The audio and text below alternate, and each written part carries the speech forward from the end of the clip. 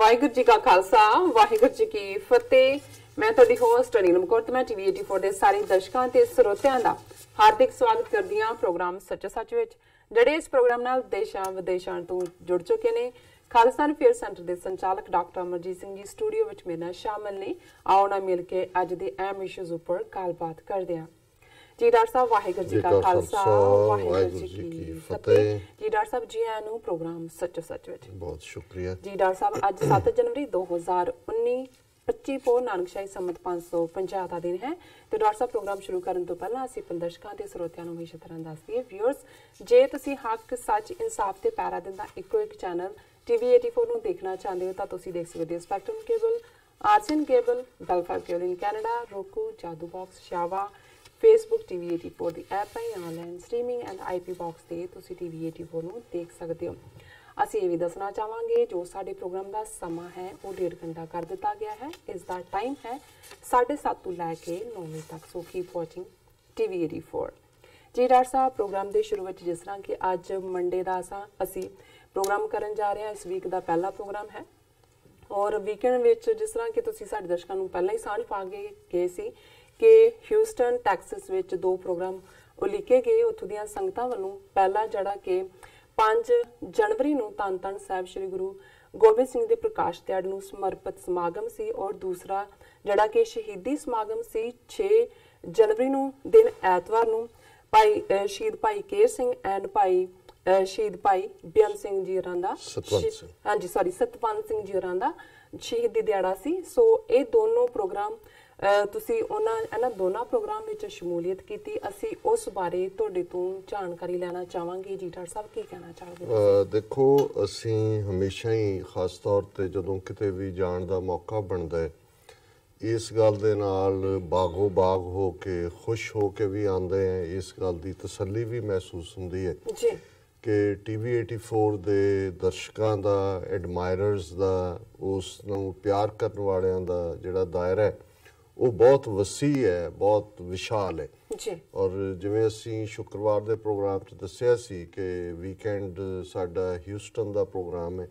ਔਰ ਜ਼ਾਹਰ ਹੈ ਕਿ ਪ੍ਰੋਗਰਾਮ 2 ਨਹੀਂ ਸਗੋਂ 3 ਬਣ ਗਏ ਜੀ।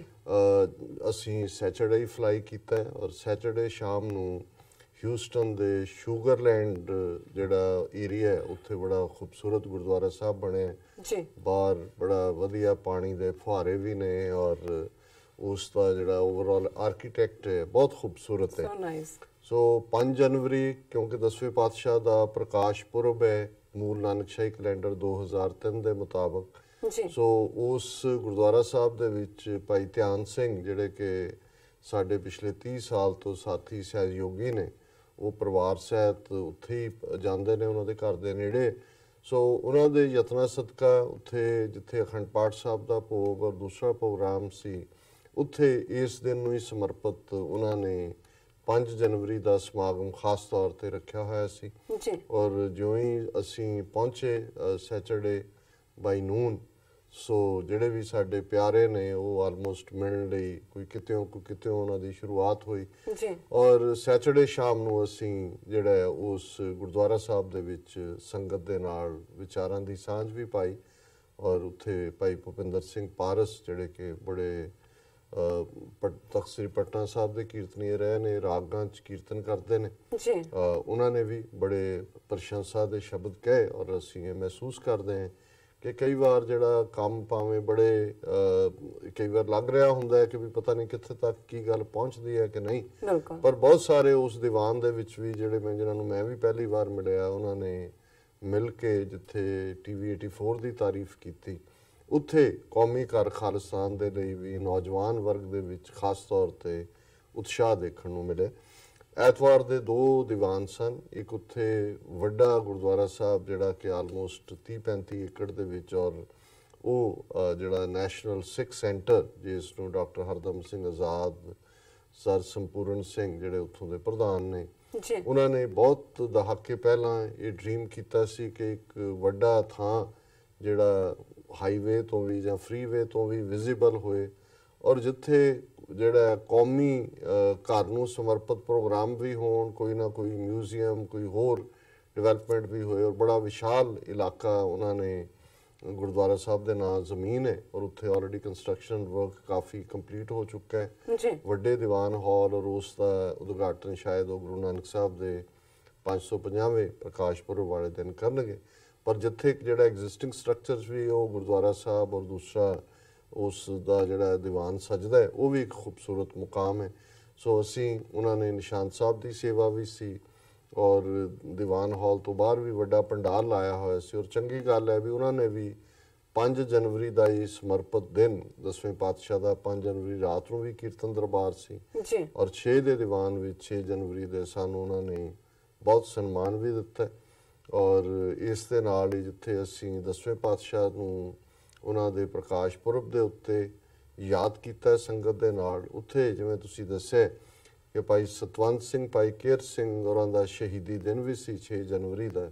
ਸੋ ਉਹਨਾਂ ਨੂੰ ਸਮਰਪਿਤ ਇਹ ਸਮਾਗਮ ਵੀ ਬਣਿਆ ਔਰ ਉਸ ਤੋਂ ਬਾਅਦ ਜਿਹੜਾ ਬਾਅਦ ਦੁਪਹਿਰ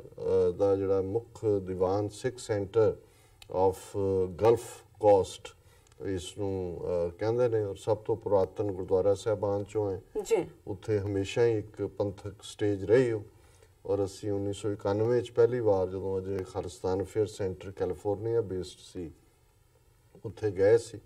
ਔਰ ਸਾਡੇ ਬੜੇ ਹੀ ਪਿਆਰੇ ਵੀਰ ਭਾਈ ਜਰਨੈਲ ਸਿੰਘ ਭਾਈ ਧਿਆਨ ਸਿੰਘ ਔਰ ਉਹਨਾਂ ਦੀ ਸਾਰੀ ਟੀਮ ਜਿਹੜੀ ਹੈ ਉਹ 2 ਦਿਨ 3 ਦਿਨ ਸਾਡੇ ਨਾਲ ਹੀ ਰਹੇ ਔਰ ਉੱਥੇ ਵੀ ਬੇਸ਼ੱਕ ਅਸੀਂ ਲੇਟ ਸੀ ਸੰਗਤ ਇੰਤਜ਼ਾਰ ਕਰ ਰਹੀ ਸੀ ਔਰ ਉੱਥੇ ਵੀ ਲਗਭਗ 1 ਘੰਟਾ ਸੰਗਤ ਦੇ ਨਾਲ ਵਿਚਾਰਾਂ ਦੀ ਸਾਂਝ ਔਰ TV 84 ਦੀ ਹਮਾਇਤ ਦੇ ਵਿੱਚ ਵੀ ਸਾਨੂੰ ਬਹੁਤ ਸਾਰਾ ਜਿਹੜਾ ਹੈ ਪੋਜ਼ਿਟਿਵ ਇਨ ਫੀਡਬੈਕ ਮਿਲਿਆ ਔਰ ਉਸ ਦੀਵਾਨ ਚ ਰਾਦਰ 2 ਵੀਰ ਇਸ ਕਿਸਮ ਦੇ ਜਿਨ੍ਹਾਂ ਨੂੰ ਪਤਾ ਨਹੀਂ ਸੀ ਕਿ ਅਸੀਂ ਆ ਰਹੇ ਔਰ ਉਹਨਾਂ ਨੇ ਤਾਂ ਇਸ ਕਿਸਮ ਦਾ ਔਰ ਉਹਨਾਂ ਦੇ ਅੱਗੋਂ ਪਰਿਵਾਰ ਦੇ ਦੂਜੇ ਮੈਂਬਰ ਵੀ ਆਏ ਹੋਏ ਸੀ, ਉਹਨਾਂ ਨੇ ਤਾਂ ਇੰਨੇ ਪਿਆਰ ਦਾ ਔਰ ਉਤਸ਼ਾਹ ਦਾ ਇਜ਼ਹਾਰ ਕੀਤਾ। ਇੱਕ ਬੀਬੀ ਜੀ ਜਿਹੜੇ ਕਹਿਣ ਲੱਗੇ ਜੀ ਸਾਡੇ ਤਾਂ ਵੱਡੇ ਭਾਗ ਨੇ, ਅਸੀਂ ਤਾਂ ਰੋਜ਼ TV ਤੇ ਦੇਖਦੇ ਹਾਂ, ਤੁਸੀਂ ਮਿਲ ਪਾਓਗੇ। ਸੋ ਮੈਂ ਇਹ ਕੋਈ ਆਪਣੀ ਸੈਲਫ ਪੈਟਿੰਗ ਨਹੀਂ ਹੈ, ਮੈਂ ਸਮਝਦਾ ਵੀ ਇਸ ਦੇ ਲਈ ਸਾਡੇ TV 84 ਦੇ ਉਹ ਸਾਰੇ ਸਪਾਂਸਰ ਸਾਡੇ ਫਾਈਨੈਂਸ਼ੀਅਲ ਸਪੋਰਟ ਕਰਨ ਵਾਲੇ ਔਰ ਸਾਨੂੰ ਉਤਸ਼ਾਹ ਦੇਣ ਵਾਲੇ ਔਰ ਇਸ ਵੇਲੇ ਜਿਵੇਂ ਉੱਥੇ ਵੀ ਇਹ ਮੈਂਸ਼ਨ ਹੋਇਆ ਕਿ ਵੱਡੀ ਗਿਣਤੀ 'ਚ ਸਾਡੇ ਪਾਕਿਸਤਾਨੀ ਭੈਣ ਭਰਾ ਇਸ ਪ੍ਰੋਗਰਾਮ ਦੇ ਨਾਲ ਜੁੜੇ ਨੇ ਜਿਸ ਨੇ ਸਾਨੂੰ ਹੋਰ ਵੀ ਉਤਸ਼ਾਹ ਦਿੱਤਾ ਔਰ ਉੱਥੇ ਬਹੁਤ ਸਾਰੇ ਅਸੀਂ ਕਿਉਂਕਿ ਇਸ ਗੱਲ ਲਈ ਵੀ ਓਪਨ ਹੁੰਦੇ ਹਾਂ ਕਿ ਵੱਧ ਤੋਂ ਵੱਧ ਤੁਸੀਂ ਸਾਨੂੰ ਜਿਹੜਾ ਇਹਨੂੰ ਫਰਦਰ ਇੰਪਰੂਵ ਕਰਨ ਦੇ ਲਈ ਸੁਝਾਅ ਵੀ ਦਿਓ। ਸੋ ਕੁਝ ਮਾਡਲ ਜਿਹੜੇ ਖਾਸ ਤੌਰ ਤੇ ਫਾਈਨੈਂਸ਼ੀਅਲੀ ਕਿਵੇਂ ਸਸਟੇਨ ਕਰਨਾ ਹੈ ਇਸ ਬਾਰੇ ਵੀ ਸਾਡੇ ਵੀਰਾਂ ਨੇ ਦਿੱਤੇ ਔਰ ਇਸ ਦੇ ਨਾਲ ਨਾਲ ਅਸੀਂ ਇਹ ਵੀ ਮਹਿਸੂਸ ਕਰਦੇ ਹਾਂ ਕਿ ਜਿਹੜਾ ਜਿਉਂ-ਜਿਉਂ ਵਕਤ ਬੀਤਦਾ ਜਾ ਰਿਹਾ ਹੈ ਔਰ ਭਾਰਤ ਸਰਕਾਰ ਦੀਆਂ ਨੀਤੀਆਂ ਉਸ ਕਿਸਮ ਦੀਆਂ ਹੀ ਜ਼ਾਲਮਾਨਾ ਨੇ, ਕਰਤਾਰਪੁਰ ਲਾਂਘੇ ਦੇ ਮੁੱਦੇ ਨੇ, ਬਹੁਤ ਸਾਰਿਆਂ ਦੇ ਜਿਹੜੇ ਕਵਾੜ ਨੇ ਦਿਮਾਗ ਦੇ ਉਹ ਖੋਲੇ ਵੀ ਨੇ ਜਿਨ੍ਹਾਂ ਨੂੰ ਇਹ ਲੱਗਦਾ ਸੀ ਕਿ ਵੀ ਨਹੀਂ ਇਹ ਤਾਂ ਸਿਰਫ ਸਿਆਸੀ ਮੰਗ ਦੇ ਖਿਲਾਫ ਨੇ। ਸੋ ਇਹ ਇੱਕ ਬਹੁਤ ਚੰਗੀ ਗੱਲ ਹੈ ਕਿ ਦੇਖੋ ਮੈਜੋਰਿਟੀ ਸਿੱਖ ਕੀ ਆਲਮੋਸਟ 100% 95% ਸਿੱਖ ਆਪਣੇ ਗੁਰੂ ਨਾਲ, ਗੁਰੂ ਗ੍ਰੰਥ ਨਾਲ, ਗੁਰੂ ਪੰਥ ਨਾਲ ਪਿਆਰ ਕਰਦੇ ਨੇ ਔਰ ਉਹ ਪਿਆਰ ਦਾ ਇਜ਼ਹਾਰ ਅਸੀਂ ਅਕਸਰ ਦੇਖਦੇ ਹਾਂ ਜਦੋਂ ਗੁਰਪੁਰਬਾਂ ਦਾ ਮੌਕਾ ਹੁੰਦਾ ਹੈ, ਜਿਹੜਾ ਸੇਵਾ ਦਾ ਚਾਅ ਹੈ ਔਰ ਉਹ ਸਾਰੇ ਸਿਆਸੀ ਤੌਰ ਤੇ ਪਤਾ ਨਹੀਂ ਕਿਸ ਸਟੇਜ ਤੇ ਥੋੜੀ ਇਹ ਪੋਲੀਟੀਕਲ ਟ੍ਰੇਨਿੰਗ ਦੀ ਕਮੀ ਹੋਈ ਜਾਂ ਅੰਗਰੇਜ਼ਾਂ ਦੇ ਪੀਰੀਅਡ ਦੇ ਵਿੱਚ ਕੁਝ ਹੋਇਆ ਕਿ ਉਹਦੇ 'ਚ ਕੋਈ ਜਿਹੜਾ ਜ਼ਰੂਰ ਇਸ ਕਿਸਮ ਦੇ ਮੁੱਦੇ ਕਈ ਵਾਰ ਹੁੰਦੇ ਨੇ ਜਿਹੜੇ ਕਿ ਜਾਂ ਮੈਂ ਸਮਝਦਾ ਵੀ ਅਸੀਂ ਲੋਕ ਜਿਹੜੇ ਝੰਡਾ ਬਰਦਾਰ ਹੈ ਅਸੀਂ ਵੀ ਉਸ ਸੈਕਸ਼ਨ ਤੱਕ ਆਪਣੇ ਸਿਆਸੀ ਨਿਸ਼ਾਨੇ ਨੂੰ ਨਹੀਂ ਪਹੁੰਚਾ ਸਕੇ ਔਰ ਹਕੂਮਤ ਦਾ ਪ੍ਰਚਾਰ ਔਰ ਪ੍ਰੋਪੇਗੈਂਡਾ ਜਿਹੜਾ ਪ੍ਰਿੰਟ ਔਰ ਇਲੈਕਟ੍ਰੋਨਿਕ ਮੀਡੀਆ ਔਰ ਹੁਣ ਈਵਨ ਸੋਸ਼ਲ ਮੀਡੀਆ ਰਾਹੀਂ ਵੀ ਬਹੁਤ ਤਾਕਤਵਰ ਰਿਹਾ ਉਹਨੇ ਸਾਡੇ ਇੱਕ ਹਿੱਸੇ ਦੇ ਦਿਮਾਗਾਂ ਦੇ ਵਿੱਚ ਗਲਤ ਜਾਣਕਾਰੀ ਭਰੀ ਹੈ। ਸੋ ਮੈਂ ਇਹ TV 84 ਦਾ ਰੋਲ ਮਹਿਸੂਸ ਕਰਦਾ ਹਾਂ ਕਿ ਰੋਜ਼ਾਨਾ ਜਦੋਂ ਅਸੀਂ ਹਰ ਖਬਰ ਦੀ ਜਿਹੜੀ ਹੈ ਉਹ ਖਬਰ ਲੈਂਦੇ ਔਰ ਉਹ ਸਾਰੀ ਸਪਿਨ ਨੂੰ ਵੀ ਜਿਹੜੀ ਕਿ ਦੁਸ਼ਮਣ ਵੱਲੋਂ ਦਿੱਤੀ ਜਾਂਦੀ ਹੈ ਉਹਨੂੰ ਅਨਵਾਈਂਡ ਕਰਦੇ ਆ ਫਿਰ ਆਪਣੀ ਸਪਿਨ ਦਿੰਦੇ ਤੇ ਇਸ ਗੱਲ ਨੇ ਇੱਕ ਵੱਡੇ ਵਰਗ ਨੂੰ ਇਹ ਜਿਹੜਾ ਇਹ ਸਮਝਾ ਦਿੱਤਾ ਹੈ ਕਿ ਨਹੀਂ ਇਹ ਜਿਹੜਾ ਖਾਲਿਸਤਾਨ ਸਾਡੇ ਲਈ ਕਿਉਂ ਅਹਿਮ ਹੈ, ਕਿਉਂ ਇਹ ਇੰਪੋਰਟੈਂਟ ਹੈ ਔਰ ਦਰਸ਼ਕਾਂ ਨੇ ਕੁਝ ਪਿਕਚਰਸ ਵੀ ਦੇਖੀਆਂ ਹੋਣਗੀਆਂ। ਅਸੀਂ ਕੋਸ਼ਿਸ਼ ਕਰਾਂਗੇ ਕਿਉਂਕਿ 3 ਪ੍ਰੋਗਰਾਮਾਂ ਦੀ ਰਿਕਾਰਡਿੰਗ ਵੀਰ ਅਮਰਵੀਰ ਸਿੰਘ ਵੀ ਸਾਡੇ ਨਾਲ ਸਨ ਉੱਥੇ ਕੀਤੀ ਹੈ ਔਰ ਜੇ 9 ਤੋਂ 9:30 ਖਬਰਾਂ ਹੋਣਗੀਆਂ, ਮੋਸਟ ਲਾਈਕਲੀ 9:30 ਤੱਕ ਜਿਹੜਾ ਉਸ ਨੂੰ ਜਿਹੜਾ ਉਹ ਅਪਲੋਡ ਕਰਦੇ ਨੇ ਉਹ ਹੋ ਗਿਆ, ਤਾਂ ਫਿਰ ਅੱਜ 9:30 ਤੋਂ 10:30 ਤੱਕ ਘੰਟੇ ਦਾ ਸ਼ਾਇਦ ਉਹ ਪ੍ਰੋਗਰਾਮ 5 ਜਨਵਰੀ ਸ਼ਾਮ ਦਾ ਹੋਏਗਾ, ਉਹ ਦਰਸ਼ਕ ਅੱਜ ਹੀ ਦੇਖ ਸਕਣਗੇ। ਤੇ ਦੂਸਰੇ ਪ੍ਰੋਗਰਾਮ ਅਸੀਂ ਆਉਣ ਵਾਲੇ ਦਿਨਾਂ 'ਚ ਫਿਰ ਜਿਹੜਾ ਅਨਾਉਂਸ ਕਰਾਂਗੇ ਵੀ ਕਦੋਂ ਟੈਲੀਕਾਸਟ ਕਰਨੇ। ਬੇਸ਼ੱਕ ਜਦੋਂ ਸਫ਼ਰ 'ਚ ਵੀ ਅਸੀਂ ਹੁੰਦੇ ਹਾਂ, ਸਾਡੀ ਕੋਸ਼ਿਸ਼ ਹੁੰਦੀ ਹੈ ਕਿ ਥੋੜਾ ਬਹੁਤ ਦੇਖੀਏ ਵੀ ਦੁਨੀਆ 'ਚ ਕੀ ਚੱਲ ਰਿਹਾ, ਨਹੀਂ ਤਾਂ ਸਾਹਮਣੇ ਤਾਂ ਪਿਆਰ ਵਾਲਿਆਂ ਦੀ ਖੇਡ ਹੁੰਦੀ ਹੈ ਔਰ ਉਹ ਸਾਨੂੰ ਇੱਕ ਹੁਰਾਰਾ ਵੀ ਮਿਲਦਾ ਹੈ। ਬੇਸ਼ੱਕ ਨੀਂਦ 2 ਘੰਟੇ ਪੂਰੀ ਹੋਏ ਜਾਂ 4 ਘੰਟੇ ਹੋਏ, ਅੱਜ ਵੀ ਅਸੀਂ ਫਲਾਈ ਬੈਕ ਕੀਤਾ ਔਰ ਲਗਵਾੜੀਆ 에ਅਰਪੋਰਟ ਤੋਂ ਸਿੱਧਾ ਹੀ ਅਸੀਂ ਸਟੂਡੀਓ ਆਏ। ਪਰ ਮੈਂ ਬਹੁਤ ਵਾਰ ਮਹਿਸੂਸ ਕਰਦਾ ਵੀ ਜਦੋਂ ਇਹ ਵੀ ਟੈਨਸ਼ਨ ਜਾਂ ਥਕਾਵਟ ਜਾਂ ਦੂਜੀ ਹੈ, ਉਸ ਪਿਆਰ ਦੇ ਦਾਇਰੇ ਦੇ ਵਿੱਚ ਇਸ ਕਦਰ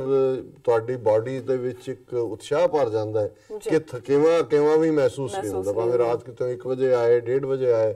ਕਿਉਂਕਿ ਦੀਵਾਨਾ ਤੋਂ ਬਾਅਦ ਵੀ ਹਰ ਇੱਕ ਦੀ ਚਾਹਨਾ ਹੁੰਦੀ ਹੈ ਕਿ ਜੀ ਸਾਡੇ ਘਰ ਭਾਵੇਂ ਤੁਸੀਂ ਕੱਪ ਚਾਹ ਦਾ ਪੀ ਜਾਓ ਜਾਂ ਦੂਸਰਾ, ਸੋ ਉਹ ਵੀ ਸਾਨੂੰ ਜਿਹੜਾ ਪਰੋਤਾ ਵਾਂਗ ਕਈ ਵਾਰ ਜਾਣਾ ਪੈਂਦਾ ਹੈ। ਲੇਕਿਨ ਇਸ ਚੋਂ ਸਾਡੇ ਲਈ ਇੱਕ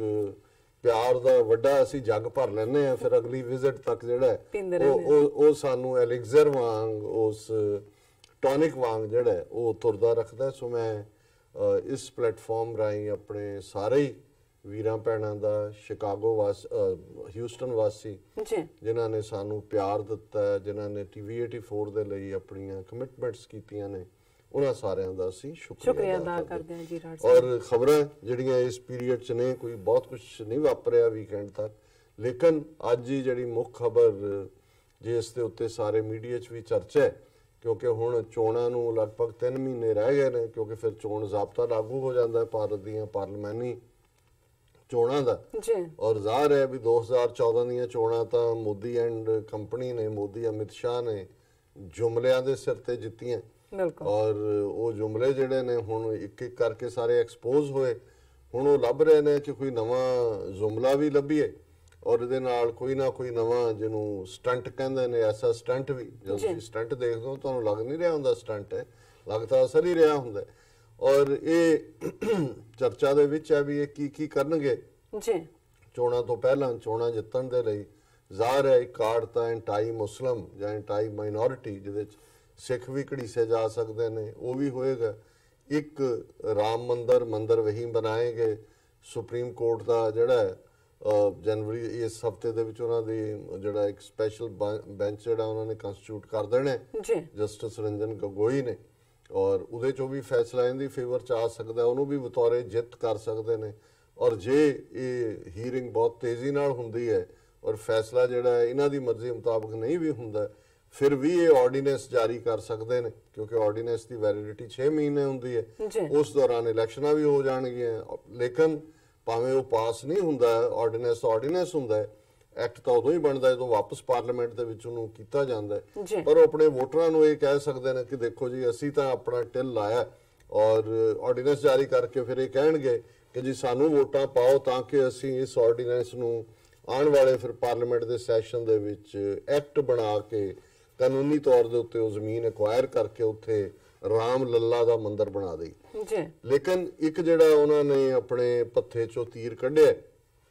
ਜਿਸ ਬਾਰੇ ਕੋਈ ਪਹਿਲਾਂ ਚਰਚਾ ਨਹੀਂ ਸੀ, ਜਾਂ ਜਿਹਨੂੰ ਕਹਿੰਦੇ ਨੇ ਕਿ ਵੀ ਇਹਨਾਂ ਨੇ ਹਵਾ ਨਹੀਂ ਸੀ ਨਿਕਲਣ ਦਿੱਤੀ ਕਦੇ ਵੀ, ਉਹ ਹੈ ਵੀ ਇਹਨਾਂ ਨੇ ਇਹ ਐਲਾਨ ਕੀਤਾ ਹੈ ਕਿ ਜੀ ਅਸੀਂ ਪਾਰਲੀਮੈਂਟ ਦੇ ਵਿੱਚ ਜਿਹੜਾ ਚੱਲ ਰਿਹਾ ਸੈਸ਼ਨ ਹੈ, ਕਿਉਂਕਿ ਲਾਸਟ ਸੈਸ਼ਨ ਹੈ ਪਾਰਲੀਮੈਂਟ ਦਾ ਚੋਣਾਂ ਤੋਂ ਪਹਿਲੇ, ਕਿ ਅਸੀਂ ਇੱਕ ਸਪੈਸ਼ਲ ਬਿੱਲ ਲਿਆਵਾਂਗੇ ਸੰਵਿਧਾਨ ਸੰਸ਼ੋਧਨ ਦਾ, ਕਨਸਟੀਟਿਊਸ਼ਨ ਦੇ ਵਿੱਚ ਅਮੈਂਡਮੈਂਟ ਜਾਂ ਆਇਨ ਦੇ ਵਿੱਚ ਜਿਹੜਾ ਉਹ ਅਮੈਂਡਮੈਂਟ, ਔਰ ਉਹ ਇਹ ਹੈ ਕਿ 10% ਰਿਜ਼ਰਵੇਸ਼ਨ ਉੱਚੀ ਜਾਤੀ ਦੇ ਲੋਕਾਂ ਲਈ ਹੋਏ। ਹੁਣ ਜਦੋਂ ਅਸੀਂ ਰਿਜ਼ਰਵੇਸ਼ਨ ਦਾ ਦੇਖਦੇ ਹਾਂ ਸਾਰਾ ਇਹਨਾਂ ਦਾ ਦੌਰਾ ਕੀ ਰਿਹਾ, ਮੈਂ ਥੋੜੇ ਜਿਹੇ ਪਿਛੋਕੜ 'ਚ ਦੱਸਦੇ ਹਾਂ ਕਿ ਜਦੋਂ ਪੂਨਾ ਪੈਕਟ ਇੱਕ ਸਟੇਜ ਸੀ ਕਿ ਡਾਕਟਰ BR ਅੰਬੇਦਕਰ ਜਿਹੜੇ ਕਿ ਉਸ ਵੇਲੇ ਭਾਰਤ ਦੀ ਆਬਾਦੀ 1930 'ਚ 33 ਕਰੋੜ ਦੇ ਲਗਭਗ ਸੀ, ਉਹਨਾਂ 'ਚੋਂ 9 ਕਰੋੜ ਜਿਹੜੇ ਦਲਿਤ ਵਰਗ ਦੇ, ਜਿਨ੍ਹਾਂ ਨੂੰ ਬ੍ਰਾਹਮਣ ਦੀ ਡਿਗਰੀ ਨੇ, ਸ਼ੂਦਰ ਜਿਹੜਾ ਐਲਾਨਿਆ ਹੋਇਆ ਉਹ ਸੀ ਅਨਟਚੇਬਲਸ, ਕਿ ਵੀ ਇਹਨਾਂ ਨੂੰ ਟੱਚ ਵੀ ਨਹੀਂ ਕਰਨਾ। ਇਹ ਜਿਹੜੇ ਨੇ ਜੇ ਇਹਨਾਂ ਦਾ ਪਰਛਾਵਾਂ ਵੀ ਪੈ ਜਾਏ ਤਾਂ ਬੰਦਾ ਪਿੱਟਿਆ ਜਾਂਦਾ ਹੈ। ਇਹ ਕਸ਼ੁਦਰ ਲਫ਼ਜ਼ ਜਿਹੜਾ ਇਹ ਸਮਾਲ ਇੰਟੈਸਟਾਈਨ ਲਈ ਹੈ ਜਦੋਂ ਅਸੀਂ ਬਾਡੀ ਐਨਾਟਮੀ ਦੇਖਦੇ ਹਾਂ। ਸੋ ਇਹਨਾਂ ਨੇ ਜਿਹੜੀ ਵਰਣ ਆਸ਼ਰਮ ਦੀ ਵੰਡ ਕੀਤੀ ਹੋਈ ਹੈ ਉਹਦਾ ਆਧਾਰ ਹੀ ਇਹ ਹੈ ਕਿ ਬ੍ਰਾਹਮਣ ਜਿਹੜੇ ਨੇ ਉਹ ਬ੍ਰਹਮਾ ਦੇ ਮੂੰਹ ਚੋਂ ਨਿਕਲੇ, ਔਰ ਜਿਹੜੇ ਕਸ਼ਤਰੀ ਨੇ ਉਹਦੀਆਂ ਬਾਹਾਂ ਤੇ ਛਾਤੀ ਚੋਂ ਨਿਕਲੇ, ਔਰ ਜਿਹੜੇ ਵੈਸ਼ਯ ਨੇ ਉਹ ਉਹਦੇ ਢਿੱਡ ਚੋਂ ਨਿਕਲੇ, ਜਿਹੜੇ ਸ਼ੂਦਰ ਨੇ ਉਹ ਪੈਰਾਂ ਚੋਂ ਨਿਕਲੇ। ਸੋ ਕਸ਼ੁਦਰ ਦਾ ਮਤਲਬ ਵੀ ਸਭ ਤੋਂ ਛੋਟਾ ਹੈ। ਔਰ ਈਵਨ ਜਦੋਂ ਜਿਹਨੂੰ ਲਾਰਜ ਇੰਟੈਸਟਾਈਨ ਸਮਾਲ ਇੰਟੈਸਟਾਈਨ ਕਹਿੰਦੇ ਨੇ, ਤੇ ਜਿਹੜੀ ਸਮਾਲ ਇੰਟੈਸਟਾਈਨ ਹੈ ਉਹਦੇ ਲਈ ਵੀ ਜਿਹੜਾ ਸੰਸਕ੍ਰਿਤ ਜਾਂ ਹਿੰਦੀ ਦਾ ਲਫ਼ਜ਼ ਹੈ ਉਹ ਕਸ਼ੁਦਰ ਆਂਤਰ ਹੈ, ਛੋਟੀ। ਸੋ ਉਹਨਾਂ ਨੂੰ ਇਹੀ ਸ਼ੂਦਰ ਕਹਿੰਦੇ ਨੇ। ਸਾਡੇ ਸਿਧਾਂਤ ਇਨਸਾਨੀਅਤ ਜਾਂ ਗੁਰਮਤਿ ਦੇ ਸਿਧਾਂਤ ਮੁਤਾਬਕ ਤਾਂ ਗੁਰੂ ਨਾਨਕ ਸਾਹਿਬ ਨੇ ਫਰਮਾਇਆ ਕਿ ਨੀਚਾ ਅੰਦਰ ਨੀਚ ਜਾਤ, ਨੀਚੀ ਹੂੰ ਅਤ ਨੀਚ, ਨਾਨਕ ਤਿੰਨ ਕੈ ਸੰਗ ਸਾਥ, ਵੱਡਿਆਂ ਸਿਉ ਕਿਆ ਰੀਸ, ਜਿੱਥੇ ਨੀਚ ਸੰਭਾਲੀਆਂ ਤਿੱਥੇ ਨਜ਼ਰ ਤੇਰੀ ਬਖਸ਼ਿਸ਼। ਕਿ ਭਾਈ ਰੱਬ ਦੀ ਨਜ਼ਰ ਨਿਗਾਹ ਰਹਿਮਤ ਹੀ ਉੱਥੇ ਹੁੰਦੀ ਹੈ ਜਿੱਥੇ ਕਿ ਜਿਹੜੇ ਲੋਲੀਐਸਟ ਆਫ ਦਾ ਲੋਲੀ, ਸਭ ਤੋਂ ਜਿਨ੍ਹਾਂ ਨੂੰ ਛੋਟੇ ਪਾਇਦਾਨ ਤੇ ਖੜਾ ਕੀਤਾ ਹੋਇਆ, ਉਹ ਜਿਹੜੇ ਨੇ ਉਹਨਾਂ ਦੀ ਸਾਂਭ ਸੰਭਾਲ ਹੁੰਦੀ ਹੈ। ਸੋ ਜ਼ਾਹਰ ਹੈ ਵੀ ਗੁਰਮਤਿ ਦੇ ਵਿੱਚ, ਔਰ ਇੱਕ ਨੁਕਤਾ ਜਿਹੜਾ ਮੈਂ ਪਹਿਲਾਂ ਕਦੇ ਬਹੁਤਾ ਨਹੀਂ ਇਸ ਨੂੰ ਸਮਝਿਆ, ਕਿ ਵੀ ਜਦੋਂ ਡਿਸਕ੍ਰਿਮੀਨੇਸ਼ਨ ਦੀ ਗੱਲ ਹੈ, ਦੋ ਆਧਾਰ ਦੇ ਉੱਤੇ ਡਿਸਕ੍ਰਿਮੀਨੇਸ਼ਨ ਉਸ ਸਮਾਜ ਦੇ ਵਿੱਚ ਪ੍ਰੋਮੀਨੈਂਟਲੀ ਰਹੀ। ਇਹਨਾਂ ਸੁਸਾਇਟੀਜ਼ 'ਚ ਦੂਸਰੀ ਕਲਾਸ ਦੀ ਜ਼ਿਆਦਾ ਰਹੀ। ਵਰਣ ਆਸ਼ਰਮ ਦਾ ਜ਼ਾਤ ਪਾਤ ਉਹਨਾਂ ਨੇ ਪੱਕੇ ਤੌਰ ਤੇ ਧਰਮ ਹੀ ਬਣਾ ਦਿੱਤਾ, ਇਸ ਲਈ 4000 ਸਾਲ ਤੋਂ ਇਸ ਤੋਂ ਖਹਿੜਾ ਨਹੀਂ ਛੁੱਟਿਆ ਹੈ। ਪਰ ਦੂਸਰੀ ਜਿਹੜੀ ਡਿਸਕ੍ਰਿਮੀਨੇਸ਼ਨ, ਉਹ ਉਹਦੇ ਲਈ ਦੋ ਲਫ਼ਜ਼ ਗੁਰਬਾਣੀ ਦੇ ਵਿੱਚ ਸਰਧਨ ਔਰ ਨਿਰਧਨ। ਇਹਨੂੰ ਜਦੋਂ ਕਾਰਲ ਮਾਰਕਸ ਨੇ ਬਿਆਨਿਆ ਹੈਵਸ ਔਰ ਹੈਵ ਨੋਟਸ, ਇੱਕ ਉਹ ਜਿਹੜੇ ਧਨਾਢ ਨੇ ਉੱਚੇ ਪੈਸੇ ਦੇ ਜ਼ੋਰ ਦੇ ਉੱਤੇ ਜਿਹੜੇ ਨੇ ਉੱਚੇ ਪਾਇਦਾਨ ਤੇ ਖੜੇ ਨੇ, ਤੇ ਦੂਸਰੇ ਉਹ ਜਿਨ੍ਹਾਂ ਦੇ ਕੋਲ ਪੈਸਾ ਨਹੀਂ। ਹੁਣ ਇਹ ਵੀ ਜਿਹੜੀ ਡਿਸਕ੍ਰਿਮੀਨੇਸ਼ਨ ਹੈ ਸਮਾਜਿਕ ਪਾਸੇ ਤਾਂ ਜ਼ਾਤ ਪਾਤੀ ਸੀ ਉਹ ਸਮਾਜ, ਦੂਸਰੇ ਪਾਸੇ ਧਨਾਢ ਔਰ ਗਰੀਬ ਦੀ ਸੀ, ਅਮੀਰ ਔਰ ਗਰੀਬ ਦੀ ਸੀ। ਔਰ ਜਦੋਂ ਗੁਰਬਾਣੀ ਨੂੰ ਅਸੀਂ ਇਹ ਦੋ ਨੁਕਤਿਆਂ ਤੋਂ ਦੇਖਦੇ ਹਾਂ ਕਿ ਇੱਕ ਪਾਸੇ ਗੁਰੂ ਸਾਹਿਬ ਨੇ ਇਸ ਡਿਸਕ੍ਰਿਮੀਨੇਸ਼ਨ ਨੂੰ ਪੂਰੀ ਤਰ੍ਹਾਂ ਨਕਾਰਿਆ, ਫੱਕੜ ਜਾਤੀ ਫੱਕੜ ਨਾਓ ਸਭਨਾ ਜੀਆਂ ਇੱਕਾ ਛਾਓ, कि भाई ये कंडेमनेबल है जात दा के, और फिर के जात का गर्व ना कीजे, मूर्ख गवार हो मूर्ख हो गवार तू जात दा हंकार क्यों करते हैं। सो ਇਹਦੇ ਨਾਲ ਜਿਹੜੀ ਈਵਨ ਦੂਸਰੀ ਡਿਸਕ੍ਰਿਮੀਨੇਸ਼ਨ ਵੀ ਸੁਸਾਇਟੀ 'ਚ ਸੀ ਜਾਂ ਹੈ ਸਰਧਨ ਤੇ ਨਿਰਧਨ ਦੀ, ਉਸ ਨੂੰ ਵੀ ਗੁਰੂ ਸਾਹਿਬ ਨੇ ਪੂਰੇ ਤੌਰ ਤੇ ਉਹਨਾਂ ਨੇ ਪਹਿਲਾਂ ਤਾਂ ਬਿਆਨ ਕੀਤਾ ਕਿ ਵੀ ਜਦੋਂ ਇੱਕ ਸਰਧਨ ਨਿਰਧਨ ਦੇ ਕੋਲ ਆਂਦਾ, ਇੱਕ ਧਨਾਢ ਤੇ ਨਿਰਧਨ ਜਿਹੜਾ ਗਰੀਬ, ਉਹ ਉਹਨੂੰ ਬੜੇ ਆਦਰ ਦੇ ਨਾਲ ਜਿਹੜਾ ਉਹ ਆਪਣੇ ਬਿਠਾਉਂਦਾ, ਉਸ ਨੂੰ ਪੂਰਾ ਮਾਣ ਸਤਿਕਾਰ ਦਿੰਦਾ। ਪਰ ਜਦੋਂ ਉਹੀ ਨਿਰਧਨ ਜਿਹੜਾ ਬਿਨਾਂ ਪੈਸੇ ਤੋਂ ਸਰਧਨ ਦੇ ਕੋਲ ਜਾਂਦਾ, ਧਨਾਢ ਕੋਲ ਜਾਂਦਾ, ਤੇ ਉਹ ਪਿੱਠ ਫੇਰ ਲੈਂਦਾ, ਉਹ ਉਸ ਨੂੰ ਬਿਲਕੁਲ ਅਣਗੌਲਿਆਂ ਕਰਦਾ, ਜਿਵੇਂ ਉਹ ਐਗਜ਼ਿਸਟ ਹੀ ਨਹੀਂ ਕਰਦਾ। ਔਰ ਇਹੀ ਰੀਜ਼ਨ ਹੈ ਕਿ ਜਦੋਂ ਅਸੀਂ ਸਿੱਖ ਰਹਿਤਨਾਮੇ ਦੇਖਦੇ ਹਾਂ, ਉਹਨਾਂ ਦੇ ਵਿੱਚ ਇਹ ਹਦਾਇਤ ਹੈ ਕਿ ਗਰੀਬ ਸਿੱਖ ਨੂੰ ਜਿਹੜਾ ਉਹ ਮਾਣ ਵੀ ਦੇਣਾ, ਆਦਰ ਵੀ ਦੇਣਾ, ਬਸ ਜੋ ਤੁਹਾਡੇ ਜਿੰਨਾ ਕੁ ਤੁਹਾਡੇ ਵਿੱਤ ਮੁਤਾਬਕ ਉਹਦੀ ਮਦਦ ਵੀ ਕਰਨੀ ਹੈ। ਫਿਰ ਇਹੀ ਨਹੀਂ, ਈਵਨ ਇਹ ਜਿਹੜੇ ਸਰਦੇ ਪੁੱਜਦੇ ਸਿੱਖ ਸੀ ਉਹਨਾਂ ਨੂੰ ਹਦਾਇਤ ਸੀ ਰਹਿਤਨਾਮਿਆਂ ਦੇ ਵਿੱਚ ਕਿ ਗਰੀਬ ਸਿੱਖ ਕੀ ਕੰਨਿਆ ਕਾ ਸਾਕ ਲੈਣ, ਕਿ ਵੀ ਇਹ ਨਾ ਹੋ ਜਿਹੜਾ ਗਰੀਬ ਹੈ ਜਿਹਦੇ ਕੋਲ ਧਨ ਨਹੀਂ ਹੈ ਉਹਨੂੰ ਇਹ ਫਿਕਰ ਹੈ ਵੀ ਉਹਨੇ ਬੱਚੀਆਂ ਕਿਵੇਂ ਵਿਆਹੁਣੀਆਂ ਨੇ। ਔਰ ਉਹਦੇ 'ਚ ਸੀ ਕਿ ਭਾਈ ਇਹ ਵੀ ਤੁਹਾਡਾ ਇੱਕ ਉਪਕਾਰ ਹੈ ਔਰ ਇੱਕ ਸਿੱਖ ਦਾ ਫਰਜ਼ ਹੈ ਕਿ ਉਹ ਗਰੀਬ ਸਿੱਖ ਦੀ ਬੱਚੀ ਦਾ ਰਿਸ਼ਤਾ ਲੈ। ਸੋ ਜ਼ਾਹਰ ਹੈ ਵੀ ਇੱਕ ਪਾਸੇ ਇਹ ਸੋਚ ਸੀ, ਪਰ ਬ੍ਰਾਹਮਣਵਾਦ ਦਾ ਇੰਪੈਕਟ ਇਸ ਕਦਰ ਰਿਹਾ ਕਿ ਇਹਨਾਂ ਨੇ ਉੱਠਣ ਹੀ ਨਹੀਂ ਦਿੱਤਾ ਹੈ ਥਲੜੇ ਵਰਗ ਨੂੰ, ਦਲਿਤ ਵਰਗ ਨੂੰ, ਔਰ ਜਿਨ੍ਹਾਂ ਨੂੰ ਸ਼ੂਦਰ ਬਣਾਇਆ ਹੋਇਆ ਸੀ। ਸੋ ਜਦੋਂ ਡਾਕਟਰ BR ਅੰਬੇਦਕਰ ਇਸ ਦਲਿਤ ਭਾਈਚਾਰੇ ਦੇ ਲੀਡਰ ਦੇ ਤੌਰ ਤੇ ਉੱਭਰੇ ਤੇ ਇਹਨਾਂ ਨੂੰ ਫਿਕਰ ਪੈ ਗਿਆ, ਗਾਂਧੀ, ਨਹਿਰੂ, ਔਰ ਕਿਉਂਕਿ ਗਾਂਧੀ ਦੇ ਅੰਦਰ ਤਾਂ ਉਹਨੇ ਜਿਸ ਅੰਦਾਜ਼ ਦੇ ਵਿੱਚ ਲਿਆ ਕੇ ਹਿੰਦੂਤਵਾ ਲਾਗੂ ਕੀਤਾ ਰਾਮ ਰਾਜ ਦੇ ਨਾਂ ਥੱਲੇ, ਕਿ ਵੀ ਇਹ ਤਾਂ ਅੱਡ ਸ਼੍ਰੇਣੀ, ਔਰ ਅੰਗਰੇਜ਼ ਵੀ ਇਸ ਪਾਸੇ ਝੁਕਾ ਰੱਖਦੇ ਸੀ ਕਿ ਭਾਈ ਨਾ ਤੁਸੀਂ ਇਹਨਾਂ ਨੂੰ ਹਿੰਦੂ ਮੰਨਦੇ ਹੋ, ਇਹਨਾਂ ਨੂੰ ਤੁਸੀਂ ਸ਼ੂਦਰ ਬਣਾਇਆ ਹੋਇਆ ਹੈ, ਨਾ ਇਹਨਾਂ ਨੂੰ ਤੁਸੀਂ ਮੰਦਰਾਂ 'ਚ ਵੜਨ ਦਿੰਦੇ ਹੋ, ਕਿਉਂਕਿ ਇਹ ਵੀ ਇੱਕ ਪੂਰੀ ਮੂਵਮੈਂਟ ਚੱਲੀ ਹੈ। ਅਦਰਵਾਈਜ਼ ਮੰਦਰਾਂ ਦੇ ਵਿੱਚ ਦਾਖਲੇ ਤੇ ਪਾਬੰਦੀ ਸੀ। ਔਰ ਇਹ ਨਹੀਂ ਹੈ ਵੀ ਅੱਜ ਵੀ ਜਿਹੜੀ ਇਹਨਾਂ ਦੀ ਮਾਨਸਿਕਤਾ ਉਹ ਬਦਲੀ ਨਹੀਂ ਹੈ, ਭਾਵੇਂ ਕਾਨੂੰਨੀ ਤੌਰ ਤੇ ਡਾਕਟਰ ਅੰਬੇਦਕਰ ਦੇ ਨਾਲ ਪੂਨਾ ਪੈਕਟ ਬਾਅਦ ਦੇ ਵਿੱਚ ਸੰਵਿਧਾਨ ਦੇ ਵਿੱਚ, ਕਿਉਂਕਿ ਮੈਂ ਰਿਜ਼ਰਵੇਸ਼ਨ ਦੀ ਗੱਲ ਕਰ ਰਿਹਾ, ਸੋ ਇਸ ਪਿਛੋਕੜ ਨੂੰ ਸਮਝਣਾ ਜ਼ਰੂਰੀ ਹੈ ਕਿ ਇਹ ਜਿਹੜਾ ਆਲ ਆਫ ਅ ਸਡਨ 3 ਮਹੀਨੇ ਪਹਿਲਾਂ ਬੀਜੇਪੀ ਇਹ ਫੈਸਲਾ ਕਰਦੀ ਹੈ ਕਿ ਜੀ ਅਸੀਂ ਉੱਚੀ ਜਾਤ ਵਾਲਿਆਂ ਦਾ ਜਿਹੜਾ ਗਰੀਬ ਵਰਗ ਹੈ ਉਹਦੇ ਲਈ 10% ਰਿਜ਼ਰਵੇਸ਼ਨ ਕਰਾਂਗੇ। ਹਾਲਾਂਕਿ ਇਸ ਮਾਮਲੇ ਦੇ ਵਿੱਚ ਆਲਰੇਡੀ ਭਾਰਤ ਦੇ ਵਿੱਚ ਜਿਹੜੀ ਸੁਪਰੀਮ ਕੋਰਟ ਦੀ ਹਦਾਇਤ ਦੇ ਮੁਤਾਬਕ ਜਿਹੜਾ 50% ਰਿਜ਼ਰਵੇਸ਼ਨ ਆਲਰੇਡੀ ਹੈ, ਔਰ ਉਹਨਾਂ ਨੇ ਪਾਬੰਦੀ ਲਾਈ ਹੋਈ ਹੈ ਸੁਪਰੀਮ ਕੋਰਟ ਨੇ ਕਿ 50% ਰਿਜ਼ਰਵੇਸ਼ਨ ਤੋਂ ਜ਼ਿਆਦਾ ਨਹੀਂ, 50% ਤੁਹਾਨੂੰ ਸੀਟਾਂ ਉਹ ਐਜੂਕੇਸ਼ਨ ਦੇ ਫੀਲਡ 'ਚ ਹੋਣ, ਨੌਕਰੀਆਂ 'ਚ ਹੋਣ, ਇੰਪਲੋਇਮੈਂਟ 'ਚ, ਉਹ ਤੁਹਾਨੂੰ ਖੁੱਲੀਆਂ ਛੱਡਣੀਆਂ ਪੈਣਗੀਆਂ। ਹੁਣ ਜਿਹੜਾ ਇਹ ਐਕਟ ਪਾਸ ਕਰਨਾ ਚਾਹੁੰਦੇ ਨੇ, ਔਰ ਇਹ ਕਿਉਂਕਿ ਕਨਸਟੀਟਿਊਸ਼ਨ ਦੇ ਵਿੱਚ ਹੀ 50% ਰਿਜ਼ਰਵੇਸ਼ਨ ਦਾ ਵਿਧਾਨ ਹੈ, ਸੁਪਰੀਮ ਕੋਰਟ ਇਸ ਤੋਂ ਬਿਯੋਂਡ ਮੰਨਦਾ ਨਹੀਂ ਹੈ। ਔਰ ਇਸ ਤੋਂ ਇਲਾਵਾ ਕਿਉਂਕਿ ਜਦੋਂ ਵੀ ਬਾਕੀਆਂ ਦੀ ਮੰਗ ਉੱਠੀ ਹੈ, ਰਾਜਸਥਾਨ 'ਚ ਜਾਟਾਂ ਨੇ ਮੰਗ ਕੀਤੀ ਕਿ ਵੀ ਰਿਜ਼ਰਵੇਸ਼ਨ ਹੋਏ, ਉਹਨਾਂ ਦੀ ਹੋ ਗਈ। ਗੁੱਜਰ ਜਿਹੜੇ ਨੇ ਵੱਡੀ ਗਿਣਤੀ 'ਚ ਰਾਜਸਥਾਨ, ਮੱਧ ਪ੍ਰਦੇਸ਼, ਦਿੱਲੀ, ਹਰਿਆਣਾ, ਇਹ ਸਾਰੇ ਖਿੱਤੇ 'ਚ ਵਸਦੇ ਨੇ,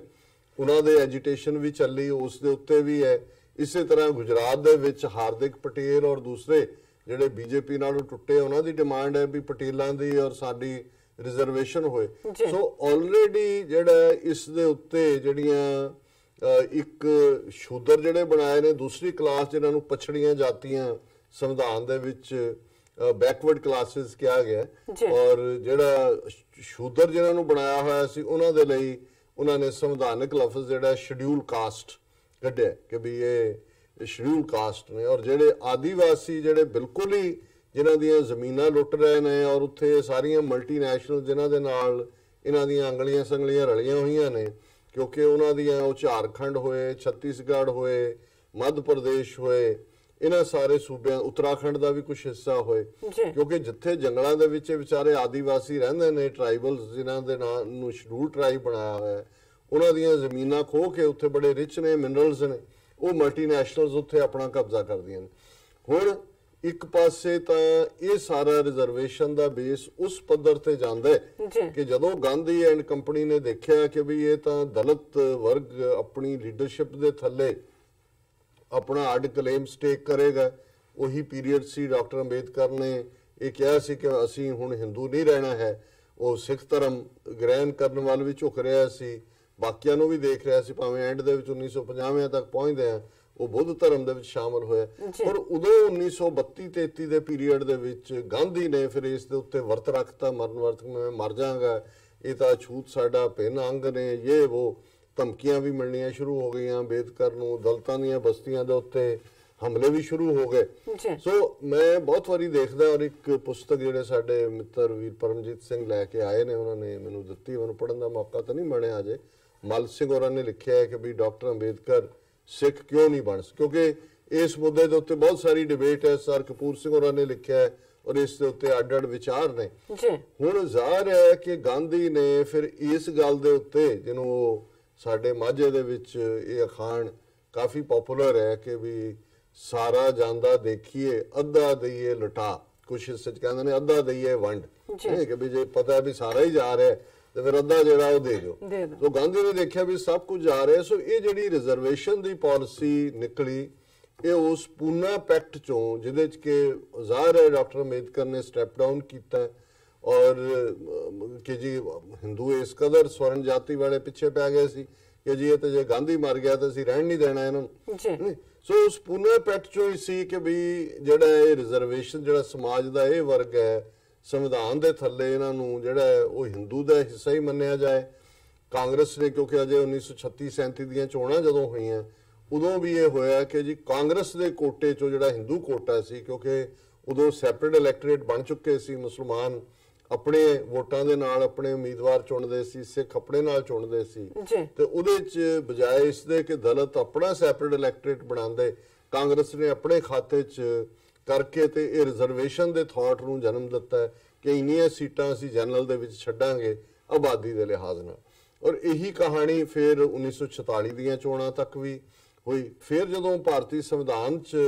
ਡਾਕਟਰ BR ਅੰਬੇਦਕਰ ਜਿਹੜੇ ਨੇ ਉਹ ਕਨਸਟੀਟਿਊਐਂਟ ਅਸੈਂਬਲੀ ਦੇ ਚੇਅਰਪਰਸਨ ਬਣੇ। ਹਾਲਾਂ ਬਹੁਤਿਆਂ ਨੂੰ ਲੱਗਦਾ ਹੁੰਦਾ ਹੈ ਕਿ ਜੀ ਸੰਵਿਧਾਨ ਸਾਰਾ ਉਹਨਾਂ ਨੇ ਲਿਖਿਆ ਹੈ, ਔਰ ਕਈਆਂ ਨੂੰ ਹੁੰਦਾ ਹੈ ਜਿਹੜੇ ਹੋਣਗੇ ਜੀ ਆਰਟੀਕਲ 25(20) ਸਿੱਖਾਂ ਬਹੁਤੀਆਂ ਜਾਨੀਆਂ ਨੂੰ ਹਿੰਦੂ ਬਣਾਇਆ, ਇਹ ਡਾਕਟਰ ਅੰਬੇਦਕਰ ਨੇ ਕੀਤਾ। ਇਹ ਨਹੀਂ ਹੈ। ਜਦੋਂ ਤੁਸੀਂ ਇਹਨਾਂ ਦੀ ਵਰਕਿੰਗ ਪੈਟਰਨ ਦੇਖਦੇ ਹੋ ਕਨਸਟੀਟਿਊਐਂਟ ਅਸੈਂਬਲੀ ਦਾ, ਜਿਹੜਾ ਇਨ ਸੈਸ਼ਨ ਸੀ ਜਿਹਦੇ 'ਚ ਨੁਮਾਇੰਦੇ ਸੀ ਸਾਰਿਆਂ ਦੇ, ਪਾਰਟੀਆਂ ਦੇ ਵੀ, ਅਕਾਲੀਆਂ ਦੇ ਵੀ 2 ਨੁਮਾਇੰਦੇ ਸੀ ਜਿਹੜੇ ਚੁਣੇ ਹੋਏ ਸੀ ਕਨਸਟੀਟਿਊਐਂਟ ਅਸੈਂਬਲੀ 'ਚ ਆਏ। ਉਹਨਾਂ ਦਾ ਇਨਰ ਜਿਹੜੀ ਪ੍ਰੀਜ਼ਾਈਡਿੰਗ ਆ ਉਹ ਡਾਕਟਰ ਰਜਿੰਦਰ ਪ੍ਰਸਾਦ ਦੇ ਕੋਲ ਸੀ, ਔਰ ਉਹਦੇ 'ਚ ਜਦੋਂ ਵੀ ਕੋਈ ਪ੍ਰੋਵੀਜ਼ਨ ਜਾਂ ਕੋਈ ਕੰਸੈਸ਼ਨ ਜਾਂ ਕੋਈ ਜਿਹੜੀ ਹੈ ਸੋਧ ਸਾਹਮਣੇ ਆਉਂਦੀ ਸੀ, ਉਹਨੂੰ ਰਿਜੈਕਟ ਕਰਨ ਜਾਂ ਐਕਸੈਪਟ ਕਰਨ ਦਾ ਹੱਕ ਉਸ ਕਨਸਟੀਟਿਊਐਂਟ ਅਸੈਂਬਲੀ ਦੇ ਕੋਲ ਸੀ, ਜਿੱਥੇ ਵੋਟਾਂ ਨਾਲ ਫੈਸਲਾ ਹੁੰਦਾ ਸੀ। ਤੇ ਵੋਟਾਂ ਆਲਮੋਸਟ ਜਿਹੜੀਆਂ ਮੈਜੋਰਿਟੀ ਕੀ 2/3 ਤੋਂ ਵੀ ਜ਼ਿਆਦਾ ਉਹ ਕਾਂਗਰਸ ਦੇ ਕੋਲ ਸੀ। ਸੋ ਇਸ ਲਈ ਜੇ ਕੋਈ ਸਿੱਖਾਂ ਲਈ ਜਾਂ ਦੂਜਿਆਂ ਲਈ ਕੋਈ ਆਇਆ ਵੀ ਹੋਏਗਾ ਪ੍ਰੋਵੀਜ਼ਨ, ਕਿਉਂਕਿ ਉਹਦੀਆਂ ਡਿਟੇਲਸ ਦੇ ਲਈ ਰਿਸਰਚਰ ਚਾਹੀਦੇ ਨੇ